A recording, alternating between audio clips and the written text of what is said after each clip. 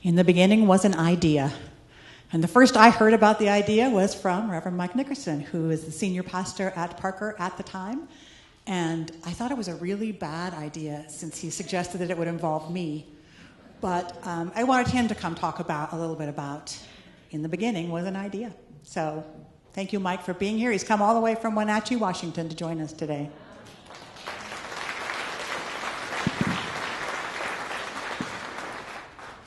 And it's certainly a pleasure to be here.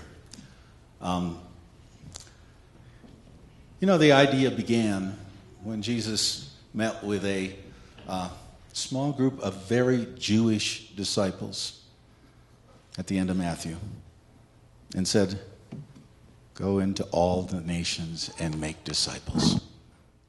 That's what we're about. In fact, that's what the United Methodist Church is about. That's our purpose statement. Making disciples of Jesus Christ for the transformation of the world. And so every generation has had to do that. If we miss a generation, it's done. We all are called to make disciples of Jesus Christ. And throughout my ministry, I've worked to do that in the present generation, but there's been a certain pull to future generations. When I was in my 20s, it was growing very large youth groups. After that, God has seemed to have gifted me in two ways. One, encouraging people who have been called by God to become ordained ministers and teach the next generation. And the other is to start new churches. And as I started these remarks, I realized I could count at least 14 persons who have gone into the ordained ministry from congregations I served. And, of course, in the Desert Southwest, I started 23 new churches. Those experiences made me sensitive to the possibilities here. It was only a couple of years after I got to Parker that I realized Elizabeth really needed a United Methodist Church. And I talked to the Board of Congregation Development about it. I talked to different ministers in the conference about it. For a while, Marty Zimmerman and I talked about maybe Smoky Hill and Parker coordinating a time to start an Elizabeth Church, but nothing ever came of that. And then a couple years later, I had this student intern at Parker, Terry Todd, who I knew well.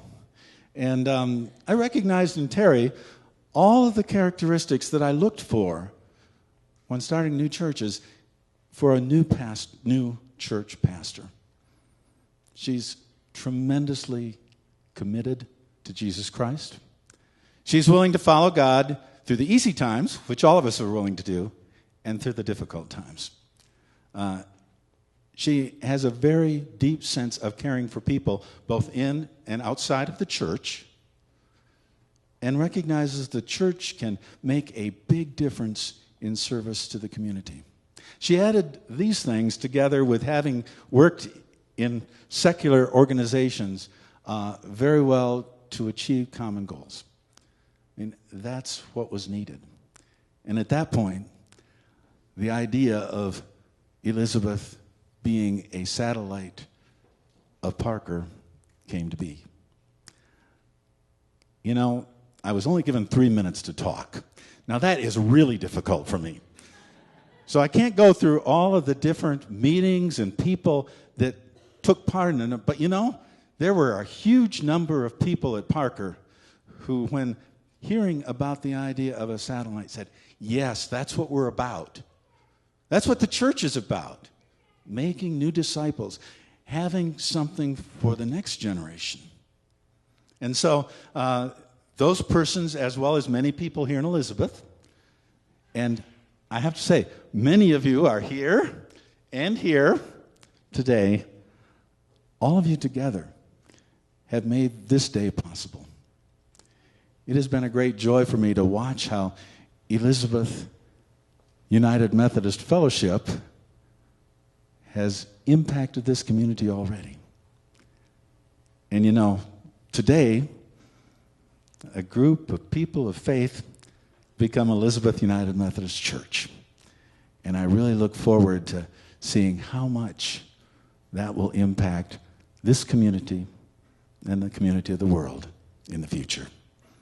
Thank you for letting me be here. It is a great day indeed.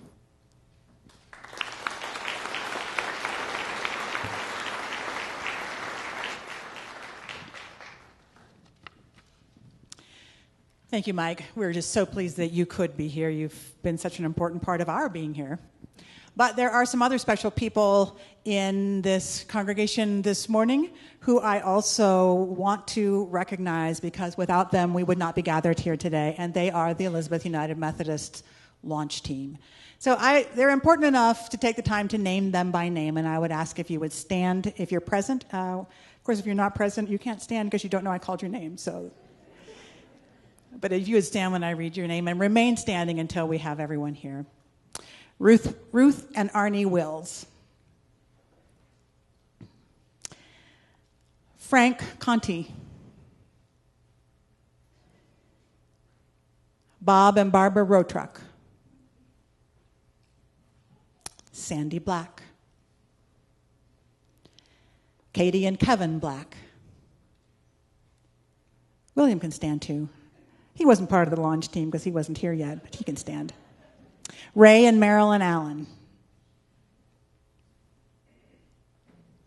Doug and Robin Woods. Peg Veit. Don and Chris Johnson. Marcia and Ed Stafford. Ken and Crystal Neal. Brian and Susie Bowen. I'm already standing. Let's give thanks to these people who made this happen.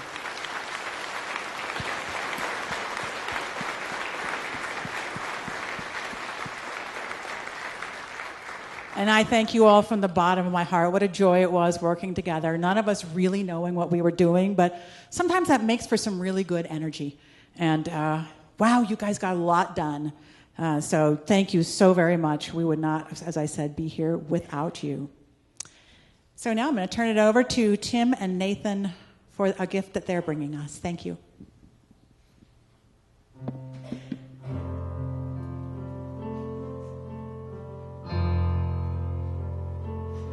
O Spirit of the living God, thou light and fire divine, descend upon thy church once more and make it truly thine. Fill it with love and joy and power, with righteousness and peace, till Christ shall dwell in human hearts, and sin and sorrow cease. Blow, wind of God, with wisdom blow, until our minds are free from midst of error, clouds of doubt which blind our eyes to thee. Burn winged fire, inspire our lips with flaming love and zeal, to preach to all thy great good news, God's glorious commonweal.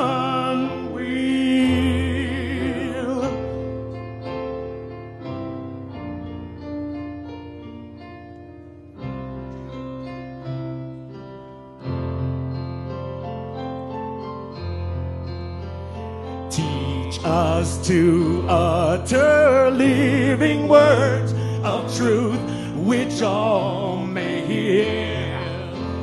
The language all may understand, when love speaks loud and clear, till every age and race and clime shall blend their creeds in one, and earth shall form one family, by whom thy will is done.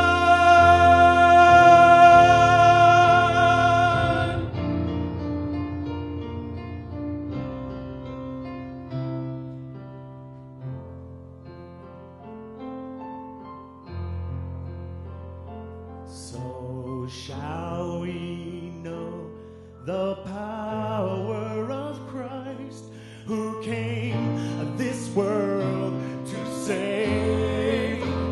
So shall we rise with him to life, which soars beyond the grave. And earth shall win true holiness, which makes thy children whole, till perfected